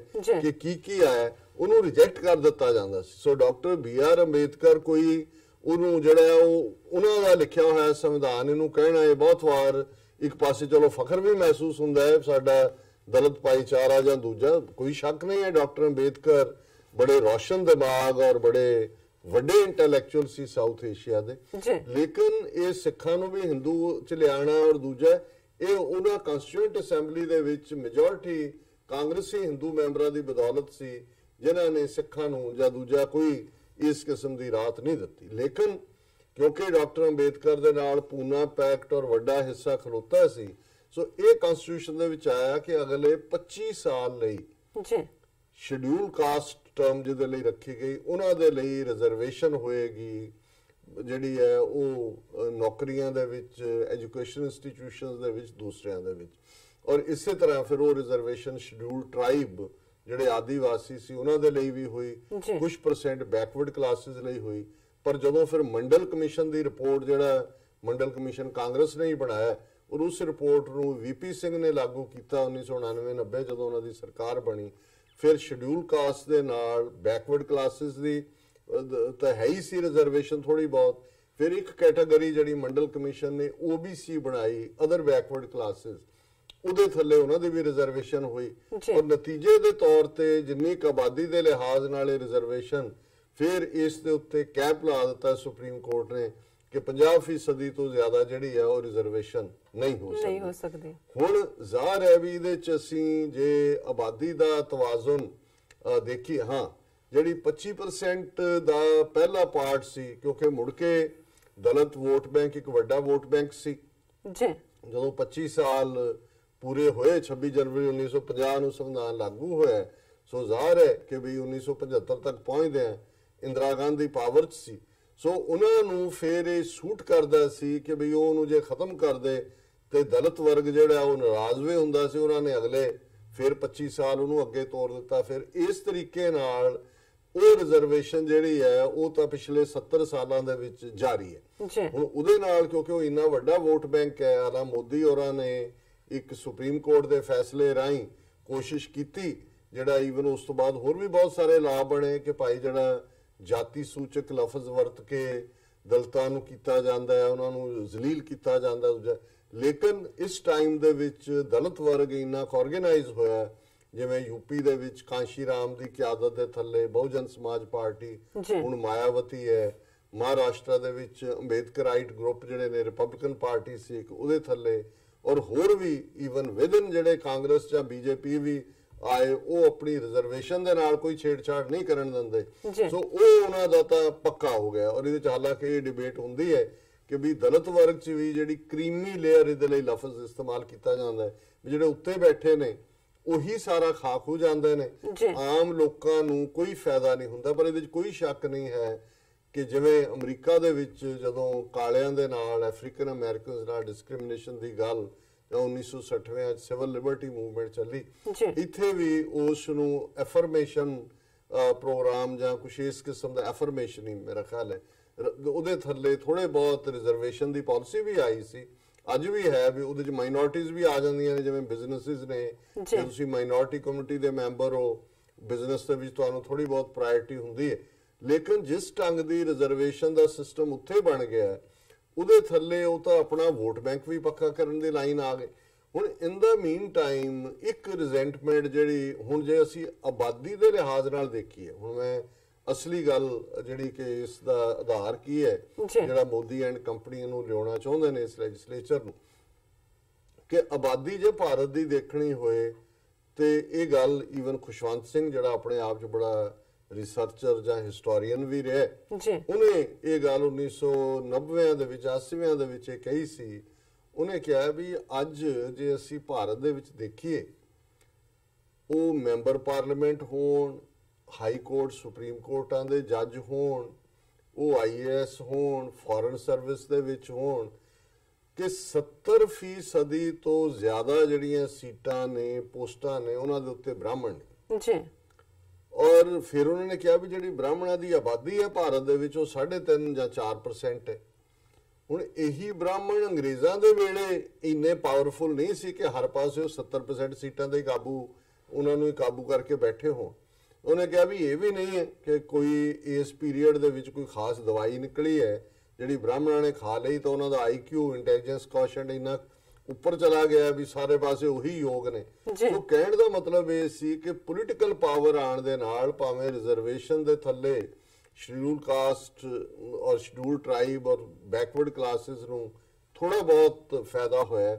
ਪਰ ਇਸ ਸਾਰੇ ਸਿਸਟਮ ਦੇ ਵਿੱਚ ਸਾਰੇ ਪਾਸੇ ਜਿਹੜੀ ਡੋਮੀਨੈਂਸ ਹੈ ਉਹ ਬ੍ਰਾਹਮਣਾਂ ਦੀ ਹੈ। 70% ਜਿਹੜੀਆਂ ਨੇ ਸੀਟਾਂ ਦੇ ਉੱਤੇ ਉਹ ਕਾਬੂ ਨੇ। ਮੰਡਲ ਕਮਿਸ਼ਨ ਆਉਣ ਤੋਂ ਬਾਅਦ ਜਾਂ ਹੁਣ ਕੀ ਪੋਜੀਸ਼ਨ ਹੈ ਮੈਂ ਦਾਅਵੇ ਨਾਲ ਨਹੀਂ ਕਹਿ ਸਕਦਾ, ਪਰ ਇਹਦੇ 'ਚ ਕੋਈ ਸ਼ੱਕ ਨਹੀਂ ਹੈ ਕਿ ਹੁਣ ਕਿਉਂਕਿ BJP ਜਿਹੜੀ ਕਦੇ ਭਾਰਤੀ ਜਨਸੰਘ ਸੀ ਜਾਂ ਈਵਨ ਕਾਂਗਰਸ ਦੀ ਲੀਡਰਸ਼ਿਪ ਵੀ ਜਿਹੜੀ ਇਸ ਗੱਲ ਨੂੰ ਯਕੀਨੀ ਬਣਾਉਂਦੀ ਹੈ, ਦੱਸੇ ਕਿ ਰਾਹੁਲ ਗਾਂਧੀ ਸ਼ੁੱਧ ਕੌਲ ਬ੍ਰਾਹਮਣ ਹੈ, ਦੂਜੇ ਇਹਨਾਂ ਦੇ ਅਪਰ ਲੈਵਲ ਦੇ ਲੀਡਰ, ਔਰ ਇਸੇ ਤਰ੍ਹਾਂ ਈਵਨ ਕਮਿਊਨਿਸਟ ਪਾਰਟੀਆਂ ਦੇ ਵਿੱਚ ਵੀ ਤੁਸੀਂ ਦੇਖੋਗੇ ਕਿ ਬ੍ਰਾਹਮਣ ਡੋਮੀਨੇਟ ਕਰਦੇ ਨੇ। ਹੁਣ ਇਹਨਾਂ ਨੂੰ ਲੱਗਾ ਕਿ over a period of time ਜਦੋਂ ਕਿ schedule caste, schedule tribe, backward classes, other backward classes ਜਿਹੜੇ ਇਹਨਾਂ ਕੈਟਾਗਰੀਜ਼ ਨਹੀਂ ਵੀ ਨੇ, ਉਹ ਪਟੇਲ ਹੋਣ, ਗੁੱਜਰ ਹੋਣ, ਕੁਰਮੀਏ ਹੋਣ ਬਿਹਾਰ ਦੇ ਵਿੱਚ, ਇਹ ਸਾਰੇ ਆਰਗੇਨਾਈਜ਼ ਹੋ ਗਏ ਨੇ। ਤੇ ਵੀ ਜਿਹੜੀ ਸਾਡੀ ਕਨਸਟੀਚੁਐਂਸੀ ਹੈ, ਜੇ ਕੁੱਲ ਮਿਲਾ ਕੇ ਮੈਂ ਦੇਖਾਂ ਭਾਰਤ ਦੀ ਆਬਾਦੀ ਦੇ ਵਿੱਚ ਬ੍ਰਾਹਮਣ ਤੇ ਕਸ਼ਤਰੀਆ ਜਿਹੜੇ ਉੱਪਰਲੇ ਲੈਡਰ ਤੇ ਬੈਠੇ ਨੇ, ਸਭ ਤੋਂ ਉੱਪਰ ਬ੍ਰਾਹਮਣ, ਇਹਨਾਂ ਦੀ ਆਬਾਦੀ 12-13% ਤੋਂ ਜ਼ਿਆਦਾ ਨਹੀਂ। ਹੁਣ 87% ਭਾਰਤ ਦੇ ਵਿੱਚ, ਹਾਲਾਂਕਿ ਕਾਂਸ਼ੀ ਰਾਮ ਤਾਂ 95% ਕਹਿੰਦੇ ਹੁੰਦੇ ਸੀ, ਪਰ ਮੈਂ ਥੋੜਾ ਜਿਹਾ ਹੋਰ ਜੇ ਕੰਜ਼ਰਵੇਟਿਵ ਅਕਾਊਂਟ 'ਚ ਦੇਖਾਂ ਤੇ ਆਲਮੋਸਟ 87% ਲੋਕ ਭਾਰਤ ਦੇ ਵਿੱਚ ਉਹ ਨੇ ਜਿਨ੍ਹਾਂ ਨੂੰ ਇਹਨਾਂ ਨੇ ਸ਼ੂਦਰ, ਦਲਿਤ, ਪਛੜੀਆਂ ਜੋ ਮਰਜ਼ੀ ਬਣਾਇਆ ਹੋਇਆ। 13% ਚੋਂ ਜਿਵੇਂ ਅਸੀਂ ਕਿਹਾ ਵੀ 4% ਬ੍ਰਾਹਮਣ ਨੇ, 8-9% ਜਿਹੜੇ ਨੇ ਉਹ ਕਸ਼ਤਰੀਆ, ਉਹਨਾਂ 'ਚ ਰਾਜਪੂਤ ਹੋਣ ਜਾਂ ਇਹਨਾਂ ਦੀਆਂ ਦੂਸਰੀਆਂ ਜ਼ਾਤਾਂ ਹੋਣ। ਹੁਣ ਕਿਉਂਕਿ ਇਹਨਾਂ ਨੇ ਹੈ ਤਾਂ ਸ਼ੋਸ਼ਾ ਇਸ ਲਈ ਕਿ ਲਾਅ ਦੇ ਵਿੱਚ ਕਨਸਟੀਟਿਊਸ਼ਨ 'ਚ ਅਮੈਂਡਮੈਂਟ ਤਾਂ ਹੀ ਹੋਏਗੀ ਜੇ ਉਹਨੂੰ ਪਾਰਲੀਮੈਂਟ ਲੋਕ ਸਭਾ ਪਾਸ ਕਰੇ, ਫਿਰ ਰਾਜ ਸਭਾ ਪਾਸ ਕਰੇ, ਫਿਰ ਜਿਹੜਾ ਉਹ ਪ੍ਰੈਜ਼ੀਡੈਂਟ ਸਾਈਨ ਕਰੇ, ਫਿਰ ਉਹ ਲਾਅ ਬਣਦਾ। ਹੁਣ ਰਾਜ ਸਭਾ ਦੇ ਵਿੱਚ ਤਾਂ ਇਹ ਟ੍ਰਿਪਲ ਤਲਾਕ ਹੋਏ ਜਾਂ ਦੂਜੇ ਹੋਏ, ਉਹ ਇਹਨਾਂ ਦੀ ਮੈਜੋਰਿਟੀ ਵੀ ਨਹੀਂ ਹੈ। ਸੋ ਇਹ ਤਾਂ ਨਹੀਂ ਹੈ ਕਿ ਵੀ ਇਹਦੇ 'ਚ ਉਹਨਾਂ ਨੇ ਕੋਈ ਪਾਸ ਕਰ ਲੈਣਾ, ਲੇਕਿਨ ਇਹ ਇੱਕ ਜ਼ਹਿਨੀਅਤ ਜ਼ਰੂਰ ਦਿਖਾਉਂਦਾ ਹੈ ਕਿ ਅਲਟੀਮੇਟਲੀ ਇਹ ਜਿਹੜੇ 12-13% ਇਹਨਾਂ ਦਾ ਵੋਟ ਬੈਂਕ ਹੈ, ਜਿਹੜਾ ਇਹਨਾਂ ਨੂੰ ਲੱਗਦਾ ਹੈ ਕਿ ਵੀ ਇਹਨੂੰ ਅਸੀਂ ਲੂਜ਼ ਕਰ ਰਹੇ ਹਾਂ, ਉਹਨਾਂ ਨੂੰ ਖੁਸ਼ ਕਰਨ ਦੇ ਲਈ ਹੈ ਕਿ ਦੇਖੋ ਜੀ ਅਸੀਂ ਤਾਂ ਤੁਹਾਡੀ ਵੀ ਰਿਜ਼ਰਵੇਸ਼ਨ ਮੰਗਦੇ। ਔਰ ਇਹਦੇ 'ਚ ਮੈਂ ਇਹਦਾ ਸੋਲੂਸ਼ਨ ਦੇਣ ਤੋਂ ਪਹਿਲਾਂ ਕਿ ਸਾਡੀਆਂ ਨਜ਼ਰਾਂ 'ਚ ਸਾਰੀ ਰਿਜ਼ਰਵੇਸ਼ਨ ਪਾਲਿਸੀ ਦਾ ਸੋਲੂਸ਼ਨ ਕੀ ਹੈ, ਮੈਂ ਇਸ ਖਬਰ ਨੂੰ ਜ਼ਰੂਰ ਜਿਹੜੀ ਸਾਰਿਆਂ ਨੂੰ ਹੀ ਦਿੱਤੀ ਹੈ। BBC ਪੰਜਾਬੀ ਸਰਵਿਸ ਵਾਲਿਆਂ ਨੇ ਇਸ ਦੇ ਉੱਤੇ ਚੰਗੀ ਸਟੋਰੀ ਕੀਤੀ ਹੈ ਕਿ ਵੀ ਇਹ ਜਿਹੜਾ ਹੁਣ ਜੇ 10% ਇਹਨਾਂ ਨੂੰ ਹਾਈ ਕਾਸਟ ਨੂੰ, ਜਿਹਨਾਂ ਨੂੰ ਸਵਰਨ ਜਾਤੀਆਂ ਕਹਿੰਦੇ ਨੇ, ਰਿਜ਼ਰਵੇਸ਼ਨ ਮਿਲਦੀ ਹੈ ਤੇ ਰਿਜ਼ਰਵੇਸ਼ਨ 60% ਹੋ ਜਾਂਦੀ ਹੈ, ਜਿਹੜੀ ਵਾਇਓਲੇਸ਼ਨ ਹੈ ਸੁਪਰੀਮ ਕੋਰਟ ਦੇ ਫੈਸਲਿਆਂ ਦੇ ਵੀ। ਸੋ ਇਹਦੇ ਲਈ ਕਨਸਟੀਟਿਊਸ਼ਨ ਦੀ ਅਮੈਂਡਮੈਂਟ ਜਿਹੜੀ ਹੈ ਉਹ ਕਰਨੀ ਜ਼ਰੂਰੀ ਹੈ। ਸੋ ਉਹਦੇ 'ਚ ਵੀ ਉਹਨਾਂ ਨੇ ਕਿਹਾ ਜੀ ਅਸੀਂ ਉਹਨਾਂ ਉੱਚ ਜਾਤੀ ਵਾਲਿਆਂ ਦੀ ਰਿਜ਼ਰਵੇਸ਼ਨ ਕਰਾਂਗੇ ਜਿਨ੍ਹਾਂ ਦੀ ਸਾਲਾਨਾ ਆਮਦਨ 8 ਲੱਖ ਤੋਂ ਘੱਟ ਹੈ, ਉਹਨਾਂ ਦੇ ਕੋਲ 5 ਏਕੜ ਤੋਂ ਘੱਟ ਜ਼ਮੀਨ ਹੈ,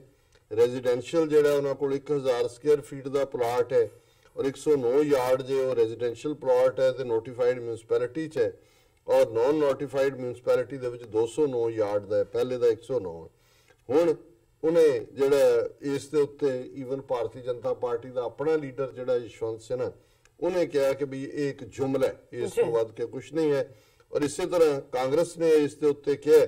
ਕਿ ਇਹ ਚੋਣਾਂ ਦੇ ਮੌਸਮ ਦਾ ਸ਼ਗੂਫਾ ਕਿ ਵੀ ਇਹ ਸ਼ੋਸ਼ਾ ਜਿਹੜਾ ਹੈ ਇਹ ਚੋਣਾਂ ਦੇ ਮੌਸਮ ਦਾ। ਔਰ ਉਹਨਾਂ ਨੇ ਕਿਹਾ ਜੀ 4 ਸਾਲ 8 ਮਹੀਨੇ ਮੋਦੀ ਸਰਕਾਰ ਨੂੰ ਕੋਈ ਇਹਦੇ 'ਚ ਸੋਝੀ ਨਹੀਂ ਆਈ, ਤੇ ਹੁਣ ਜਦੋਂ ਚੋਣ ਜ਼ਾਬਤਾ ਲਾਗੂ ਹੋਣਾ ਹੈ 3 ਮਹੀਨੇ ਬਾਅਦ, ਉਸ ਤੋਂ ਪਹਿਲਾਂ ਇਹ ਐਲਾਨ ਕੀਤਾ ਗਿਆ। ਔਰ ਅਰਵਿੰਦ ਕੇਜਰੀਵਾਲ ਕਿਉਂਕਿ ਖੁਦ ਵੀ ਜਿਹੜਾ ਇਸ ਕਿਸਮ ਦੀਆਂ ਨੀਤੀਆਂ ਖੇਡਦਾ, ਉਹਨੇ ਬੜਾ ਰਿਜ਼ਰਵੇਸ਼ਨ ਜਿਹੀ ਚ ਕਿਹਾ। ਉਹਨੇ ਕਿਹਾ ਜੀ ਕਿ ਵੀ ਇਹਦਾ ਸੈਸ਼ਨ ਅੱਗੇ ਵਧਾਇਆ ਜਾਏ, ਇਹਦੇ ਤੇ ਵਿਚਾਰ ਕੀਤੀ ਜਾਏ। ਸੋ ਉਹਨੇ ਵੀ ਆਪਣਾ ਹਾਈ ਕਾਸਟ ਵਾਲਾ ਕਾਰਡ ਪ੍ਰੋਪਰ ਪਲੇ ਕਰਨ ਵਾਲਾ ਰੱਖਿਆ। ਔਰ ਇਹ ਜਿਹੜਾ ਇਸ ਸਾਰੇ ਚੋਂ ਜਦੋਂ ਅਸੀਂ ਦੇਖਦੇ ਹਾਂ ਕਿ ਵੀ ਇਹਦੇ ਨਾਲ ਕਿਹਨੂੰ ਲਾਭ ਹੋ ਸਕਦਾ ਹੈ, ਲਾਭ ਤਾਂ ਜ਼ਾਹਰ ਹੈ ਵੀ 12-13% ਉਹਨਾਂ ਵੋਟਰਾਂ ਨੂੰ ਪ੍ਰਭਾਵਿਤ ਕਰਨ ਦੇ ਲਈ ਹੈ, ਪਰ ਜਿਹੜਾ ਔਰ ਜਿਹੜੀ ਹਾਈ ਕਾਸਟ ਵਾਲੇ ਨਾਲ ਤੋਂ ਨਾਰਾਜ਼ ਨੇ, ਉਹਨਾਂ ਨੂੰ ਖੁਸ਼ ਕਰਨਾ ਚਾਹੁੰਦੇ ਨੇ। ਪਰ ਸਾਨੂੰ ਅਕਸਰ ਇਹ ਪੁੱਛਿਆ ਜਾਂਦਾ ਰਿਹਾ, ਈਵਨ ਕਈ ਵਾਰ ਜਦੋਂ ਦਲਿਤ ਰਿਜ਼ਰਵੇਸ਼ਨ ਵੀ ਹੈ ਉਹਦੇ ਤੇ ਸਾਡਾ ਪਿੰਡੂ ਵਰਗ ਜਿਹੜਾ ਹੈ ਉਹਨਾਂ ਦੇ ਕਈਆਂ ਨੂੰ ਲੱਗਦਾ ਜੀ ਦੇਖੋ ਸਾਰੀਆਂ ਸੀਟਾਂ ਤਾਂ ਇਹ ਲੈ ਜਾਂਦੇ ਨੇ, ਇਹ ਖਤਮ ਹੋਣਾ ਚਾਹੀਦਾ ਹੈ, ਬੰਦ ਹੋਣਾ ਚਾਹੀਦਾ ਹੈ। ਇਹੀ ਕਾਰਨ ਹੈ ਕਿ ਵੀ ਜਦੋਂ ਮੰਡਲ ਕਮਿਸ਼ਨ ਦੀ ਰਿਪੋਰਟ ਲਾਗੂ ਹੋਈ ਤੇ ਬੀਜੇਪੀ ਨੇ ਤਾਂ ਆਪਣੇ ਯੂਨੀਵਰਸਿਟੀਆਂ ਦੇ ਵਿੱਚ ਆਪਣੇ ਸਟੂਡੈਂਟਸ ਤੋਂ ਵਿਰੋਧ ਹੀ ਨਹੀਂ ਕਰਵਾਇਆ, ਕਈ ਅੱਗ ਲਾ ਕੇ ਸੜ ਗਏ। ਔਰ ਪੰਜਾਬ ਦੇ ਵਿੱਚ ਵੀ ਕਿਉਂਕਿ ਬਹੁਤ ਵਾਰੀ ਸਾਡੇ ਜਿਹੜੀ ਯੰਗ ਸਿੱਖ ਨੇ ਜਾਂ ਈਵਨ ਐਲਡਰ ਵੀ ਨੇ, ਉਹ ਕਿਸੇ ਮੁੱਦੇ ਦੀ ਉਹਨਾਂ ਨੂੰ ਸਮਝ ਨਹੀਂ ਹੁੰਦੀ, ਉਹ ਵੀ ਮੰਡਲ ਕਮਿਸ਼ਨ ਦੇ ਖਿਲਾਫ ਉਹ ਸ਼ਾਮਲ ਹੋ ਗਏ ਕਿ ਜੀ ਇਹ ਰਿਜ਼ਰਵੇਸ਼ਨ ਨਹੀਂ ਹੋਣੀ ਚਾਹੀਦੀ, ਸਾਰੀਆਂ ਸੀਟਾਂ ਤਾਂ ਇਹ ਲੈ ਜਾਂਦੇ ਨੇ। ਔਰ ਉਦੋਂ ਜਿਹੜੀ ਹੈ ਖਾਲਿਸਤਾਨ ਦੀ ਮੂਵਮੈਂਟ ਜ਼ੋਰਾਂ ਦੇ ਉੱਤੇ ਸੀ, ਜੁਝਾਰੂ ਧਿਰਾਂ ਨੇ ਫਿਰ ਇਸ ਕਿਸਮ ਦੇ ਇੱਕ ਇਹਨਾਂ ਦਾ ਜਿਹੜੀ ਗੈਦਰਿੰਗ ਸੀ ਉਹਨਾਂ ਨੂੰ ਥੋੜਾ ਜਿਹਾ ਸਬਕ ਸਿਖਾਇਆ, ਤੇ ਉਹਨਾਂ ਨੇ ਇਸ ਦੇ ਹੱਕ 'ਚ ਬਿਆਨ ਲਿਆ ਸੀ ਕਿ ਭਾਈ ਅਸੀਂ ਆਪਣੇ ਦਲਿਤ ਭਾਈਚਾਰਾ ਸਾਡਾ, ਅਸੀਂ ਇਹਨਾਂ ਦੇ ਨਾਲ ਖਲੋਤੇ। ਪਰ ਇਹ ਇਸ਼ੂ ਜਾਂ ਡਿਬੇਟ ਹਮੇਸ਼ਾ ਰਹਿੰਦੀ ਹੈ। ਔਰ ਮੈਨੂੰ ਜਦੋਂ ਕਿਸੇ ਨੇ ਪੁੱਛਿਆ ਇੱਕ ਵਾਰ ਇੱਕ ਚੰਗੀ ਡਿਸਕਸ਼ਨ ਦੇ ਵਿੱਚ ਕਿ ਜੀ ਰਿਜ਼ਰਵੇਸ਼ਨ ਦਾ ਤੁਸੀਂ ਕੀ ਹੱਲ ਸਮਝਦੇ ਹੋ ਕਿ ਵੀ ਹੋਣੀ ਚਾਹੀਦੀ ਜਾਂ ਨਹੀਂ, ਮੈਂ ਕਿਹਾ ਜੀ ਪਹਿਲੀ ਗੱਲ ਜਿਹੜੀ ਦਲਿਤਾਂ ਦੇ ਲਈ ਜਾਂ ਸ਼ਡਿਊਲ ਕਾਸਟ ਲਈ ਰਿਜ਼ਰਵੇਸ਼ਨ ਹੈ ਉਹ ਕੋਈ ਆਸਾਨ ਨਹੀਂ ਕੀਤਾ ਹੋਇਆ ਉਹਨਾਂ ਦੇ ਉੱਤੇ, ਉਹ ਸਪੈਕਟ ਦਾ ਹਿੱਸਾ, ਐਗਰੀਮੈਂਟ ਦਾ ਹਿੱਸਾ ਹੈ ਜਿਹਦੇ ਥੱਲੇ ਉਹਨਾਂ ਨੇ ਇਹਨਾਂ ਦੀ ਜਿਹੜਾ ਉਹ ਹਿੰਦੂ ਧਰਮ ਤੋਂ ਅੱਡ ਹੋਣਾ ਛੱਡਿਆ ਸੀ। ਸੋ ਇਹ ਸਮਝਣਾ ਕਿ ਉਹਨਾਂ ਦੇ ਉੱਤੇ ਕੋਈ ਆਸਾਨ ਕਰ ਰਹੇ ਨੇ, ਪਹਿਲਾਂ ਇਹ ਉਹ ਕਰਦੇ ਨੇ ਪੈਕਟ ਸੀ, ਦੂਜਾ ਇਹ ਹੈ ਵੀ ਇਹਨਾਂ ਦਾ ਵੋਟ ਬੈਂਕ ਵੀ ਹੈ। ਹੁਣ ਕੋਈ ਵੀ ਪੋਲੀਟੀਕਲ ਪਾਰਟੀ, ਬੀਜੇਪੀ ਜਿਹੜੀ ਹਮੇਸ਼ਾ ਹੀ ਕਦੇ ਇਸ ਵਰਗ ਦੇ ਹਮਾਇਤ 'ਚ ਨਹੀਂ ਰਹੀ, ਉਹ ਵੀ ਡੇਅਰ ਨਹੀਂ ਕਰ ਸਕਦੇ ਕਿ ਇਸ ਦੇ ਖਿਲਾਫ ਖਲੋ। ਮੈਂ ਕਿਹਾ ਜੀ ਹੱਲ ਤਾਂ ਇਹਦਾ ਬੜਾ ਸਿੰਪਲ ਹੈ। ਕਹਿੰਦੇ ਕਿ ਮੈਂ ਕਿਹਾ ਜੀ ਬ੍ਰਾਹਮਣ ਸਾਡੀ ਬੜੀ ਉੱਚੀ ਔਰ ਲਰਨਡ ਕਲਾਸ ਹੈ, ਇਹਨਾਂ ਦਾ ਬਹੁਤ ਯੋਗਦਾਨ ਹੈ, ਸਾਰੀ ਵਿਦਿਆ ਇਹਨਾਂ ਦੀ ਹੈ, ਤੇ ਮੈਂ ਕਿਹਾ ਜੀ ਫਿਰ ਇਹ ਹੈ ਕਿ ਬ੍ਰਾਹਮਣ ਦੇਵਤੇ ਨੇ। ਸੋ ਮੈਂ ਕਿਹਾ ਇਸ ਤਰ੍ਹਾਂ ਕਰੋ ਵੀ ਰੌਲਾ ਤਾਂ ਇਹੀ ਹੈ, ਇਹਨਾਂ ਦੀ 3.5% ਆਬਾਦੀ ਹੈ, ਇਹਨਾਂ ਨੂੰ ਹੋਰ ਦੇ ਦਿਓ 10%, 4% ਸੀਟਾਂ ਹਰ ਲੈਵਲ ਦੇ ਉੱਤੇ ਬ੍ਰਾਹਮਣਾਂ ਲਈ ਰਿਜ਼ਰਵ ਕਰ ਦਿਓ ਕਿ ਜੀ ਇਹ ਹੋਣਗੇ, ਤੇ ਬਾਕੀ ਇਹਦੇ ਪਾਬੰਦੀ ਲਾ ਦਿਓ ਉਹਨਾਂ ਦੀ ਵੀ ਬਾਕੀ ਕਿਸੇ ਸੀਟ ਤੇ ਨਹੀਂ ਵੜ ਸਕਦੇ। ਬਾਕੀ 96% ਜਾਂ 95% ਕਾਂਸ਼ੀ ਰਾਮ ਦੇ ਕਹਿਣ ਵਾਂਗੂ ਬਹੁਜਨ ਹੈ ਜਾਂ ਦਲਿਤ ਵਰਗ ਹੈ, ਜਾਂ ਮੈਂ 87% ਕਿਹਾ। ਸੋ ਜ਼ਾਹਿਰ ਹੈ ਫਿਰ ਜਿਹੜੀਆਂ 96% ਰਹਿ ਜਾਣਗੀਆਂ ਉਹਦੇ 'ਚ ਉਹਨਾਂ ਦਾ ਹੀ ਹੱਕ ਬਣਦਾ ਜਿਹਨਾਂ ਦਾ ਆਬਾਦੀ ਦੇ ਲਿਹਾਜ਼ ਨਾਲ ਵੀ ਜਿਹਨਾਂ ਨੂੰ ਇਹਨਾਂ ਨੇ ਪਛਾੜਿਆ ਹੋਇਆ, ਉਹ ਜਿਹੜੇ ਨੇ ਉਹਦੇ ਹੱਕਦਾਰ ਹੋਣਗੇ। ਹੁਣ ਤਾਂ 4% ਬ੍ਰਾਹਮਣ ਜਿਹੜੇ ਨੇ 70% ਦੇ ਉੱਤੇ ਇਹਨਾਂ ਦੇ ਆਪਣੇ ਖੁਸ਼ਵੰਤ ਸਿੰਘ ਔਰ ਦੂਜਿਆਂ ਦੇ ਕਹਿਣ ਮੁਤਾਬਕ ਕਬਜ਼ਾ ਕਰਕੇ ਬੈਠੇ ਨੇ। ਸੋ ਇਹ ਅਮੈਂਡਮੈਂਟ ਕਨਸਟੀਟਿਊਸ਼ਨ 'ਚ ਕਰ ਦਿਓ ਕਿ ਜੀ ਇਹ ਬ੍ਰਾਹਮਣ ਦੇਵਤੇ ਨੇ ਔਰ ਇਹ 4% ਇਹਨਾਂ ਦੀ ਆਬਾਦੀ ਹੈ, 3.5%, ਅਸੀਂ ਇਹਨਾਂ ਦੇਵਤਿਆਂ ਨੂੰ ਹੋਰ ਵੀ ਥੋੜਾ ਛੂਟ ਦਿੰਨੇ, 4% ਹੀ ਹੈ, ਔਰ ਇਹ ਇਹਨਾਂ ਦੀ ਰਿਜ਼ਰਵੇਸ਼ਨ ਕਰ ਦਿਓ, ਬਾਕੀ 'ਚ ਇਹਨਾਂ ਦਾ ਕੋਈ ਹੱਕ ਨਹੀਂ ਹੈ, ਬਾਕੀ ਸਭ ਨੂੰ ਓਪਨ ਕਰ ਦਿਓ। ਹੁਣ ਦੇਖੋ ਜੇ ਇਹ ਸੋਲੂਸ਼ਨ ਲਾਗੂ ਹੋ ਜਾਏ ਤਾਂ ਮੈਂ ਸਮਝਦਾ ਵੀ ਇਹ ਉੱਥੋਂ ਦੇ ਲਈ ਸਭ ਤੋਂ best solution. Very nice, very good ਜੀ ਡਾਕਟਰ ਸਾਹਿਬ। ਇੱਥੇ ਨੇ ਆਪਣੇ ਤੋਂ ਪਹਿਲਾਂ ਅਸੀਂ ਆਪਣੇ ਦਰਸ਼ਕਾਂ ਤੇ ਸਰੋਤਿਆਂ ਨੂੰ ਦੱਸ ਦਈਏ, ਅਸੀਂ ਅਪੀਲ ਤੇ ਬੇਨਤੀ ਕਰਦੀ ਆਪਣੇ ਦਰਸ਼ਕਾਂ ਤੇ ਸਰੋਤਿਆਂ ਨੂੰ ਕਿ ਤੁਸੀਂ TV84 ਦੀ ਵੱਧ ਤੋਂ ਵੱਧ ਮਾਈਕ ਸਹਾਇਤਾ ਕਰੋ। ਤੁਸੀਂ ਆਪਣੀ ਮਾਈਕ ਸਹਾਇਤਾ ਸਾਡੀ ਵੈਬਸਾਈਟ tv84.tv ਤੇ ਜਾ ਕੇ ਪੇਪਲ ਦੀ ਵਰਤੋਂ ਕਰਕੇ ਵਨ ਟਾਈਮ ਡੋਨੇਟ ਕਰ ਸਕਦੇ ਹੋ, ਮੰਥਲੀ ਡੋਨੇਟ ਵੀ ਕਰ ਸਕਦੇ ਹੋ। ਤੁਸੀਂ TV84 ਦੇ ਨਾਮ ਤੇ ਚੈੱਕ ਬਣਾ ਕੇ ਸਾਨੂੰ ਮੇਲ ਵੀ ਕਰ ਸਕਦੇ ਹੋ ਸਾਡੇ ਇਸ ਪਤੇ ਤੇ 36-01 37th Avenue, Long Island City, New York 11101 USA, ਜਾਂ ਫਿਰ ਤੁਸੀਂ ਸਾਨੂੰ ਫੋਨ ਰਾਹੀਂ ਵੀ ਸੰਪਰਕ ਕਰ ਸਕਦੇ ਹੋ ਸਾਡੇ ਫੋਨ ਨੰਬਰ ਤੇ 5164060694। Thank you so much. ਇਹ ਵੀ ਦੱਸ ਦਈਏ ਜੋ ਸਾਡੇ ਪ੍ਰੋਗਰਾਮ ਦਾ ਸਮਾਂ ਹੈ ਉਹ 7:30 ਤੋਂ ਲੈ ਕੇ 9 ਵਜੇ ਤੱਕ ਹੈ ਔਰ ਤੁਸੀਂ ਸਾਡੇ ਪ੍ਰੋਗਰਾਮ ਨੂੰ YouTube ਤੇ ਜਾ ਕੇ TV84 ਦੇ ਚੈਨਲ ਤੇ ਲਾਈਵ ਦੇਖ ਸਕਦੇ ਹੋ ਔਰ ਅਸੀਂ ਇਹ ਵੀ ਗੁਜ਼ਾਰਿਸ਼ ਕਰਾਂਗੇ ਕਿ ਤੁਸੀਂ ਜੋ TV84 ਦਾ ਚੈਨਲ ਹੈ YouTube ਤੇ ਉਸ ਨੂੰ ਵੱਧ ਤੋਂ ਵੱਧ ਸਬਸਕ੍ਰਾਈਬ ਵੀ ਕਰੋ। Thank you so much. ਮਿਲਦੇ ਹਾਂ ਛੋਟੇ ਜਿਹੇ ਵਕਫੇ ਤੋਂ ਬਾਅਦ।